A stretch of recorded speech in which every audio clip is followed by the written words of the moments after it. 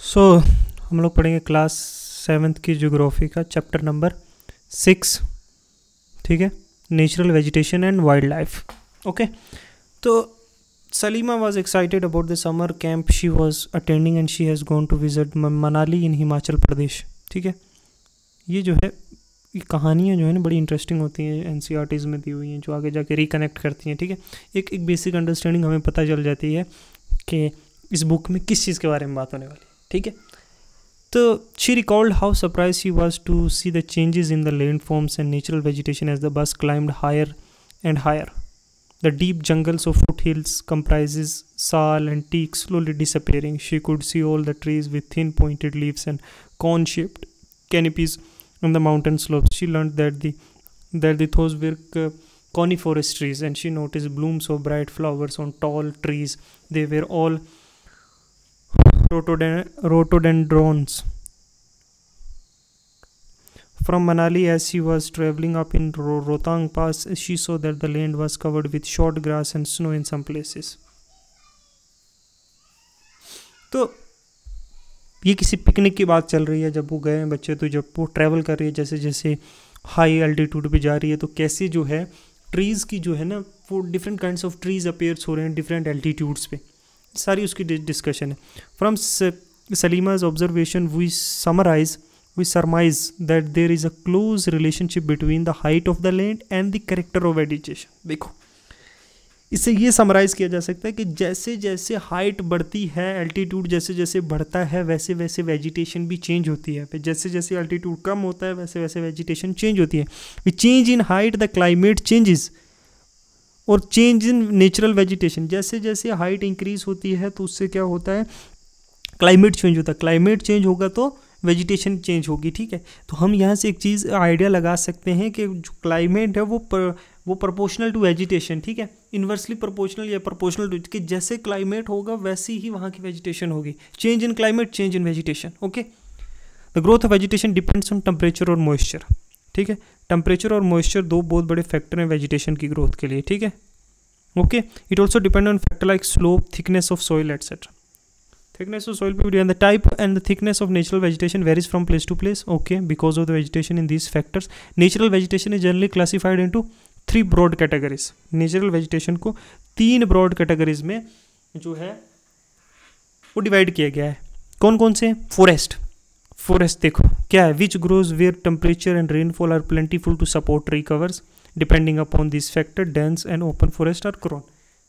Rainfall जहाँ पे जितनी ज़्यादा होगी उतनी ज़्यादा वहाँ पे फॉरेस्ट का होगा. टेम्परेचर का भी होगा, अगर टेम्परेचर कम है तो वहाँ पे कम होगा, क्योंकि वहाँ पे उस टाइप की वेजिटेशन ग्रो करेगी. लेकिन due to the extreme temperature कभी कभी ना वहाँ पे वेजिटेशन ग्रो नहीं कर पाती है, फ्रोज हो जाती है. ठीक है, तो टेम्परेचर और रेनफॉल का एक बड़ा ही जो है एक सिनर्जिकल जो है रिलेशनशिप है. ठीक है, अब आगे हम देखते हैं फिर क्या है. पहला फॉरेस्ट हो गया, फिर grasslands which grows in a region of moderate rainfall, जहाँ ना ज़्यादा रेनफॉल है ना कम रेनफॉल है, एक मॉडरेट लेवल पे रेनफॉल है, तो वहाँ पे क्या है, ग्रासेस उगेंगे. ठीक है, ग्रासलैंड्स होंगे. ठीक है, आप एग्जांपल ले सकते हो, अर्जेंटीना के ग्रासलैंड्स हैं, या फिर जो अफ्रीकन कंट्री में स्टीपाज हैं, जैसे सूडान में ग्रासलैंड्स हैं जैसे. तो और तीसरे श्रब्स कहाँ होते हैं, डेजर्ट एरियाज़ में. Thorny shrubs and curbs grow in dry regions में सहारा का मिसाल ले लो है, फिर थार डेजर्ट का मिसाल ले लो इंडिया का है, गोपी फॉरेस्ट का मिसाल ले लो चाइना का, तिब्बतन प्लेट्यू का मिसाल लो. यहाँ पे श्रब्स होते हैं क्योंकि वाटर की स्कार्सिटी है. ठीक है, तो Salima was sharing his experience of Himalaya trip with his father. Her father visited various places in the world and he told Salima about his observation of varieties of vegetation in different parts of different continents. He mentioned about coniferous forest in the subpolar region, thorny bushes in deserts, thick tropical hardwood forest in humid region, and many more. Salima realized that the Himalayas have almost all the varieties of vegetation which one can see while moving from the equator to the polar region. कि हिमालयज़ में हर type की vegetation पाई जाती है. अगर आप equator से move कर रहे हो पोलर रीजन्स की तरफ तो different types of vegetation can be found. The change in types of natural vegetation occurs mainly because of the change in climate condition. देखो नेचुरल वेजिटेशन का चेंज जो है क्लाइमेट कंडीशन के चेंज से अकर होता है, मैंने आपको इजीली समझाया है पहले। Let us know different types of natural vegetation of the world with their corrected feature and wild inhabiting there. Okay, अब हम एक एक करके देखें किस टाइप के फॉरेस्ट, किस टाइप की नेचुरल वेजिटेशन पाई जाती है और उसके साथ साथ किस टाइप के वाइल्ड एनिमल्स उस वेजिटेशन में पाए जाते हैं। उस वेजिटेशन का एक स्पेसिफिक सेट ऑफ क्लाइमेट होगा, वहाँ पे उस एक specific set of wild vegetations होगी, प्लांट्स से होंगे, वहाँ पे उसके ही हैबिटेट में वैसे ही टाइप के कुछ एनिमल्स भी पाए जाते होंगे।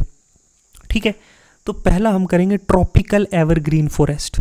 ट्रॉपिकल एवरग्रीन मतलब ट्रॉपिकल एरियाज में एवरग्रीन जो हमेशा सदाबहार रहते हैं forest, they are called tropical rain forest. Rain forest भी कहते हैं क्योंकि आप देखो ट्रॉपिकल फॉरेस्ट में ज़्यादातर जो है इक्वेटर पे पाए जाते हैं, क्योंकि वहाँ पे जो है मैंने आपको पिछले चैप्टर्स में बताया कन्वेंशनल रेनफॉल होती है ऑलमोस्ट सुबह शाम हमेशा due to the high level of insulation से। तो ट्रॉपिकल रेन फॉरेस्ट होते हैं।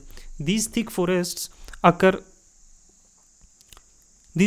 अकर in the region near the equator, देखो close to the tropics. These regions are hot, बहुत ज़्यादा हैवी रेनफॉल्स होती है थ्रू आउट द ईयर, साल भर। As there is no particular dry season, कोई पर्टिकुलर ड्राई सीजन नहीं होता है, जैसे टेम्परेट रीजन में स्प्रिंग्स या ऑटम आता है।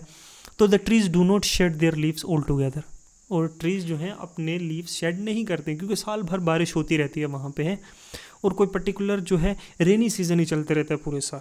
तो क्या है कि पर्टिकुलर ईयर नहीं है, different types of vegetation different year में जो है पत्ते अपने झड़ते हैं और नए उग जाते हैं, तो वो जो है हमेशा ही एवर ग्रीन लगते हैं, समझे। This is the reason they are called evergreen. ठीक है, द थिक कैनपीज, कैनपी क्या होता है, देखो ये पेड़ हैं, ये पेड़ हैं, ये पेड़ हैं, ये पेड़, और ये जो इसके ऊपर ये ऊपर एक पूरा चमगट्ठा बना हुआ है पेड़ का एक से दूसरे का, इसको कैनपी कहते हैं। ठीक है, जो ऊपर पेड़ के जो पत्ते वत्ते हैं, डाल हैं एकदम से, तो canopies are closely spaced together and do not allow the sunlight to penetrate inside the forest even in day time.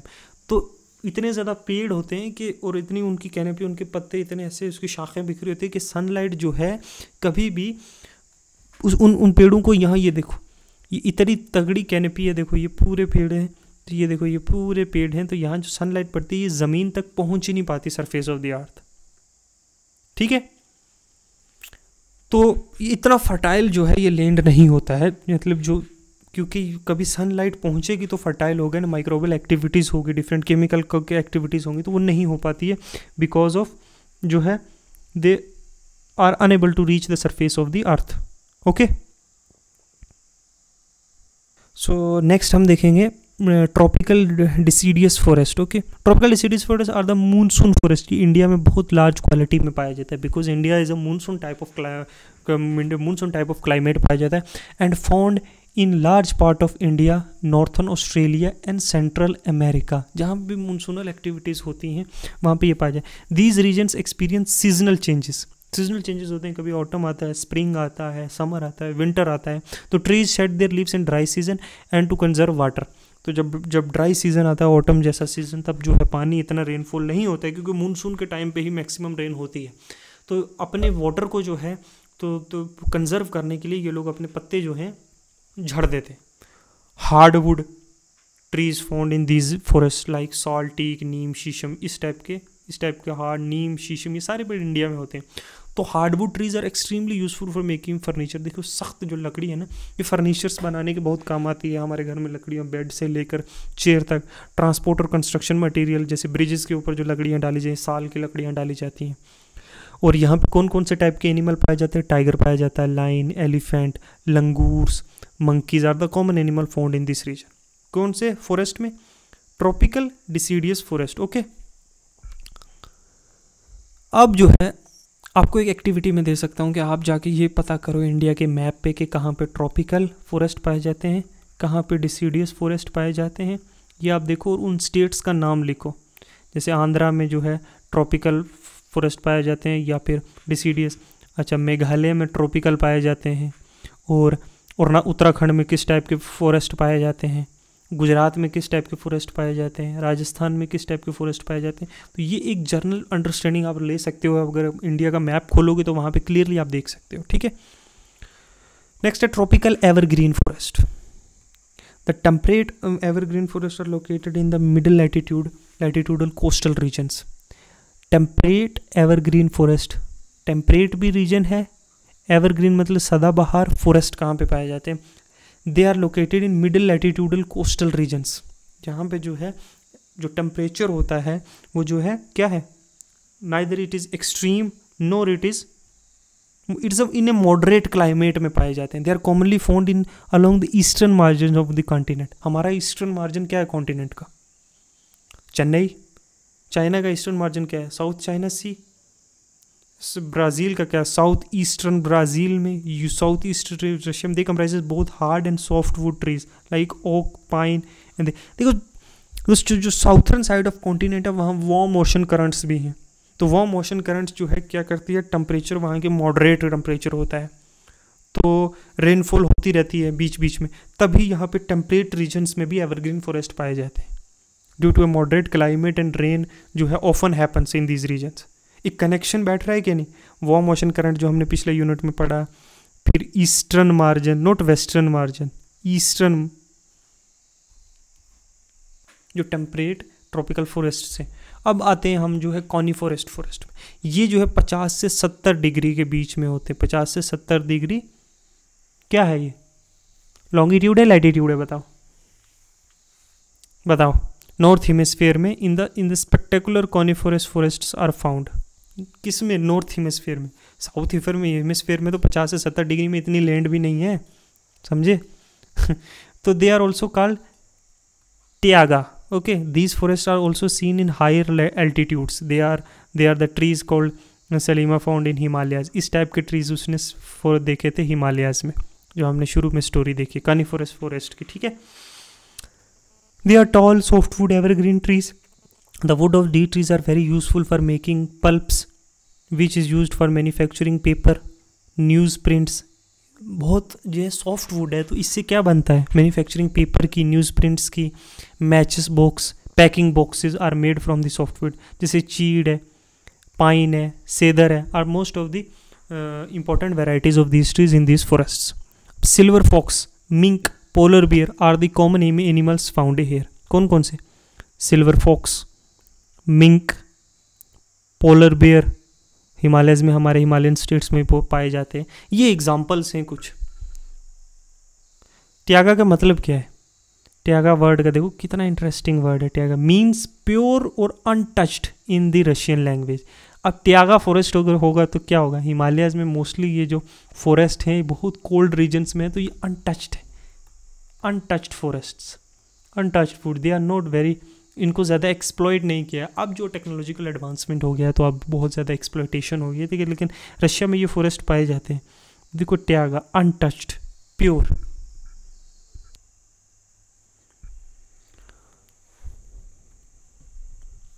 सो अब हम पढ़ेंगे grasslands. Okay, tropical grassland, they occur on the either side of the equator, extend till the tropics. देखो tropical grassland जो equator के मतलब 0 to 10-20 degree जो है जो इक्वेटर के आसपास नॉर्थ और साउथ ऑफ द पाए जाते हैं, ठीक है। The vegetation grow in areas of moderate और लो अमाउंट ऑफ रेनफॉल, जहाँ कम या कम थोड़ा ज़्यादा, थोड़ा मॉडरेट लेवल पे या कम बारिश होती है, वहाँ पे जो है पेड़ जो है सस्टेन नहीं कर पाते, उतना वाटर नहीं मिलता, तो ग्रासेस ग्रो करती हैं जो 3 से 4 मीटर तक टॉल होती हैं। जैसे सवाना से, savanna grassland of Africas, elephant, zebras, giraffes, deers, leopards are common in this tropical grasslands, ठीक है। ग्रासलैंड डिफरेंट टाइप्स के हैं। ट्रॉपिकल ग्रासलैंड्स हैं जो इक्वेटर के आसपास पाए जाते हैं, ठीक है, ठीक है। नेक्स्ट हम पढ़ेंगे जो है वो है टेम्परेट ग्रासलैंड्स। देखो temperate grassland, they are found in the middle latitudinal zones and in interior part of the continents. Middle latitude zones में 20 to 30 डिग्री में भी हो सकता है, नॉर्थ और साउथ ऑफ द इक्वेटर, ठीक है, टेम्परेट रीजन्स में, ठीक है, जो इंटीरियर कॉन्टिनेंट्स के इंटीरियर्स में, not on the shores. Usually grasses here's are short and nutritious, wild buffaloes, bisons, antelopes are common in this regions, ठीक है। देखो that similar kinds of animals भी यहाँ पे पाए जाते हैं जो लोग इन ग्रासेस पे सस्टेन कर सके, न्यूट्रिशियस ग्रासेस होते हैं, ठीक है, एक मॉडरेट रेनफॉल में होते हैं। अच्छा, फिर आता है thorny bushes, they are found in dry deserts like regions, जैसे ट्रॉपिकल डेजर्ट्स जो हैं वेस्टर्न मार्जिन्स पे कॉन्टिनेंट के होते हैं, ठीक है, वहाँ पे इस टाइप का क्लाइमेट कंडीशन होता है जहाँ रेन बहुत कम होती है, तो सिम देयर थॉर्न्स और बुशेज और कैक्टस टाइप्स ऑफ प्लांट्स ही सर्वाइव कर सकते हैं, that are with very little leaves और with no leaves. Vegetation covers here scarce and have because scanty rains. अच्छा, बहुत एक्सट्रीम हीट होती है। Identify the desert region in the world map and can you name the great deserts of India. Thar desert है great desert of India, ठीक है, Thar desert. तो name some of the common animals of the desert which you have learned earlier. If you reach the polar region, अब हम equator से polar regions की तरफ जा रहे हैं, you will find a places extremely cold, बहुत ठंडी है। The growth of natural vegetation is limited here, only mosses, lichens and very small shrubs are found. Extremely मतलब बहुत ही कम है, ट्रीज तो बिल्कुल एब्सेंट है, ग्रासेस एब्सेंट है, सिर्फ कुछ मोसेस, कुछ लीचन्स एंड कुछ छोटे छोटे श्रब्स पाए जाते हैं। It grow during a very short summer, कुछ 1-1.5 महीने का अगर कोई समर रीजन होगा जब सन की थोड़ी रेज वहाँ पहुँचती हैं तब ये ग्रो करते हैं। और क्या है, this is called tundra type of vegetation, ठीक है।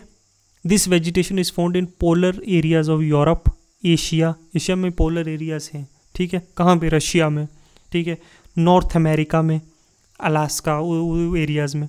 The number has been, the animal has thick fur, thick skin, thick fur और थिक स्किन वो प्रोटेक्ट करती है उनको किस, कोल्ड क्लाइमेट कंडीशन से, लाइक वलरसेस, अच्छा, मस्क ऑक्सन, आर्टिक ओल, पोलर बियर, स्नो फॉक्सेस, इस टाइप के एनिमल है जिन्होंने अडाप्ट किया है उस क्लाइमेटिक कंडीशन को, उस एक्सट्रीम क्लाइमेटिक कंडीशन को, ठीक है, उस टाइप के एनिमल्स होते हैं, ठीक है। तो ये देखो वलरस, ये देखो पोलर बियर, सील, ठीक है, ये सब पोलर रीजन्स के एनिमल्स हैं, ठीक है। अगर आपको पूछे ये सील के पोलर बियर जो है इक्वेटर पे पाया जाता है, वो क्वेश्चन को कंफ्यूज कर पूछेंगे the polar bear is formed in some part of equator, तो आंसर होगा नो, क्लाइमेटिक कंडीशन वैसी नहीं है, दे वोंट सर्वाइव हियर, इतनी एक्सट्रीम गर्मी में मर जाएंगे। ओके, सो थैंक यू, आज के लिए इतना ही, हम लोग नेक्स्ट चैप्टर करेंगे नेक्स्ट वीडियो में, तब तक के लिए गुड बाय।